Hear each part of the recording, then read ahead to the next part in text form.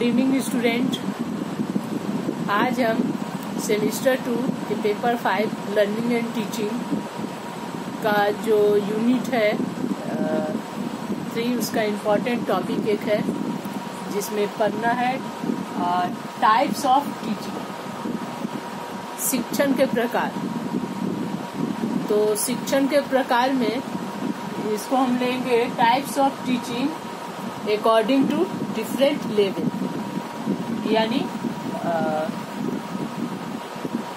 विभिन्न स्तर पर के आधार पर शिक्षण के प्रकार। देखिए, शिक्षण क्या है? शिक्षण किसे कहते हैं?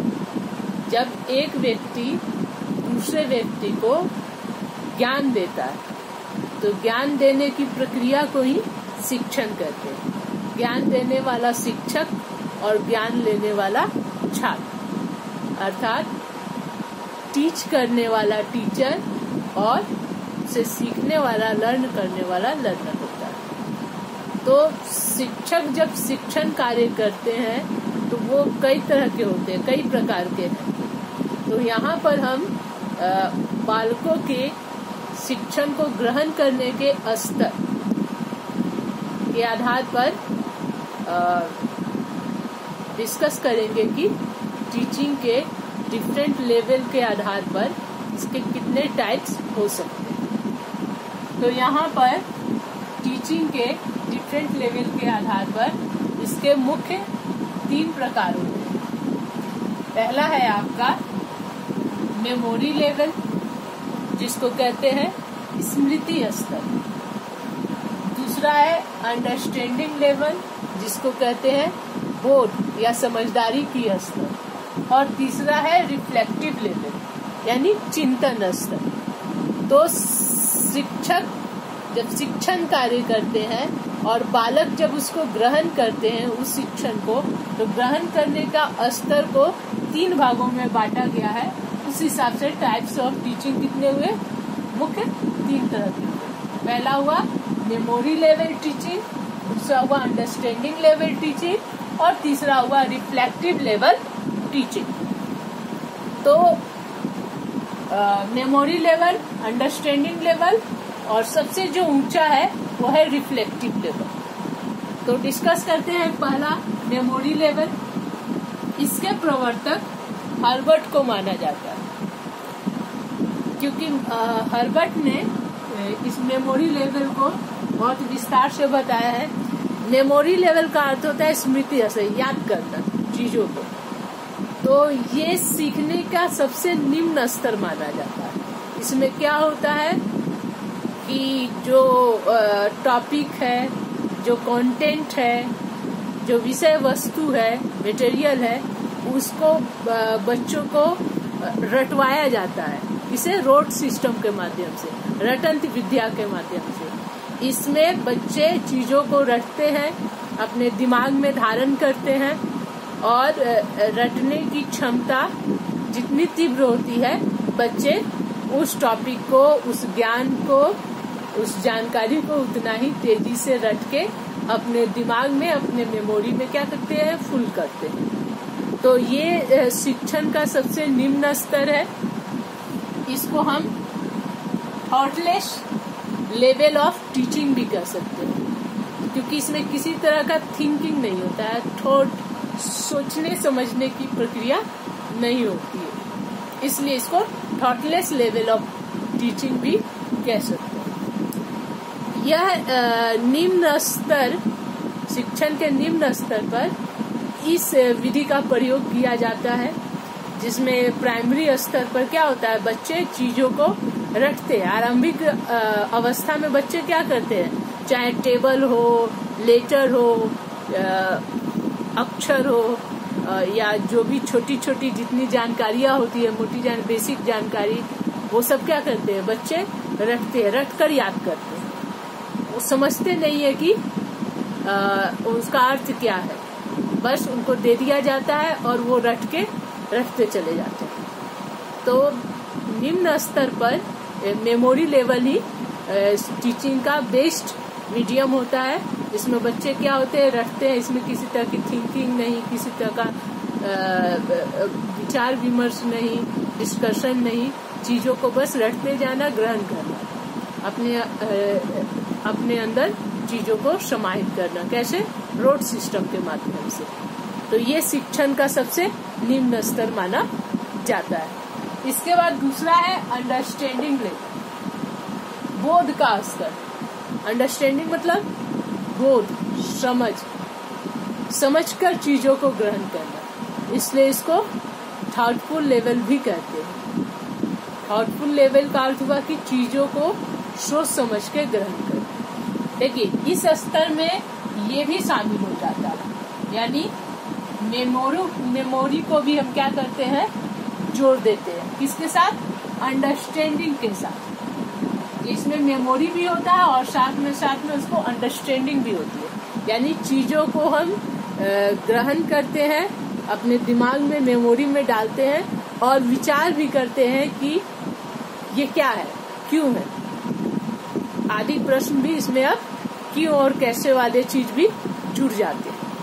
यदि कह दिया जाए कि सामने पहाड़ है, तो ये पहाड़ है, तो ये पहाड़ क्यों है, पहाड़ कैसे बनता है, और यहीं पर पहाड़ क्यों है, ये आदि भ्रांति टाइप के क्वेश्चन बच्चों के अंदर अवेराइज, जिज्ञासा उत्पन्न होने लगती है। तो जब ये बच्चे हाई स्कूल के स्तर पर चले जाते हैं, उच्च शिक्षा में अब शामिल होने लगते हैं, प्राइमरी से ऊपर जब उनका लेवल उठता है, तब वो क्या होता है, जो फैक्ट है, जो इन्फॉर्मेशन है, जो ज्ञान है, जो जानकारी है, अब उसको क्या करते हैं, इसमें अब मेमोरी में डालते तो है, लेकिन साथ साथ में इस पे चिंतन मनन, विचार विमर्श, डिस्कशन करना भी अब क्या करते हैं, शुरू कर देते हैं। इसके प्रवर्तक मॉरिसन को माना जाता है। अंडरस्टैंडिंग लेवल के प्रवर्तक किसको माना जाता है? मॉरिसन को माना जाता है। तो ये हाई स्कूल लेवल पर इस तरह का शिक्षण अच्छा माना जाता है, उत्तम माना जाता है, क्योंकि अब बच्चे रटकर चीजों को ग्रहण कितना करेंगे, उसकी एक क्षमता होती है ना। अब बच्चे जैसे जैसे बड़े होते हैं, उनमें कॉग्निटिव डेवलपमेंट तेजी से होता है, हर तरह का डेवलपमेंट होने लगता है। तो अब बच्चे क्या करेंगे, प्रश्न पूछते हैं, चीजों को ऐसे ही ग्रहण नहीं कर लेते हैं, बल्कि उनमें अंडरस्टैंडिंग का भावना जागृत हो जाता है। तो टीचिंग लेवल का जो दूसरा स्तर माना जाता है, वो है आपका अंडरस्टैंडिंग लेवल। इसके बाद तीसरा है रिफ्लेक्टिव लेवल, चिंतन स्तर। चिंतन स्तर की जहां तक बात करते हैं, यह सबसे उच्च कोटि का शिक्षण स्तर है।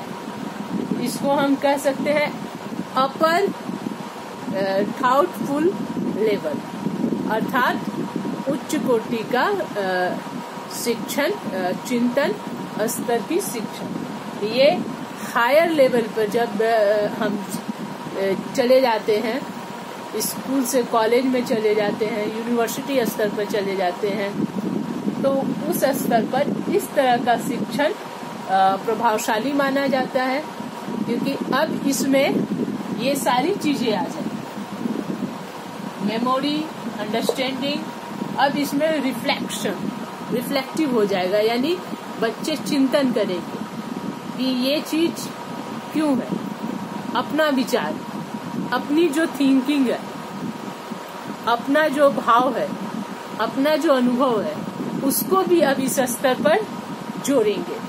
इसलिए यह शिक्षण का सबसे उच्चतर स्तर माना जाता है। इसके प्रवर्तक हंट महोदय है, जिन्होंने रिफ्लेक्टिव लेवल का विस्तार पूर्वक जिसकी जानकारी दी। उच्च स्तर पर जब बालक पहुंच जाता है, तो उसमें शिक्षण किस तरह का होना चाहिए, रिफ्लेक्टिव लेवल का होना चाहिए। इसमें डिस्कशन होना चाहिए, इसमें डिस्कशन के साथ साथ एप्टीट्यूड, हर तरह की पर्सनालिटी, हर तरह के टेस्ट भी इसमें शामिल हो जाने चाहिए। जैसे इसमें क्या है, प्रारंभिक में है, ये रोड सिस्टम से है, तो इसमें जो मूल्यांकन होगा उसका आधार क्या होगा, सिंपल ऐसे टाइप क्वेश्चन दे दिया जाएगा, बच्चे जिसमें रटे रहेंगे, गाय पर लेख दे दिया जाएगा तो बच्चे पूरा गाय पर लेख लिख देंगे। गाय पालतू जानवर है, इसके 4 पैर होते हैं इत्यादि। तो ये मेमोरी लेवल है। दूसरा जब अंडरस्टैंडिंग लेवल में, तो इसमें मूल्यांकन करने का कि बच्चों की सीखने की क्षमता कितनी बड़ी है। तो इसमें ऐसे टाइप के साथ साथ short answer type question, long answer type question, objective question भी डाल दिए जाएंगे। तो इससे उनका हर तरह के सोचने समझने की क्षमता पता चल जाएगी। जैसे